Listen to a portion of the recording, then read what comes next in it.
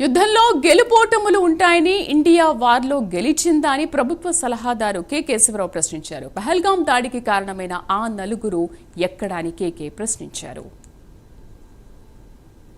War perception లోపల మనం గెలిచినామని ఎక్కడైనా ఏ పేపర్ అయినా ఇంటర్నేషనల్ పేపర్ మన తప్ప ఏదైనా పేపర్ చెప్పిందా?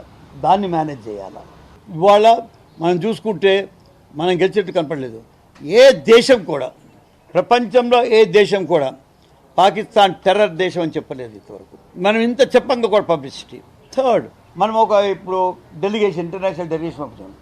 అది మాస్ డిస్ట్రక్షన్ గురించి ఒక పాలసీ ఈ గవర్నమెంట్ ఆఫ్ ఇండియాది, వెపన్స్ ఆఫ్ మాస్ డిస్ట్రక్షన్ గురించి దాన్ని చెప్పుకుంటూ వస్తాం. మనము ఎప్పుడు డెలిగేషన్స్ పంపిస్తూ ఉంటాము, వేరే దేశాలతో మాట్లాడుతూ ఉంటాము.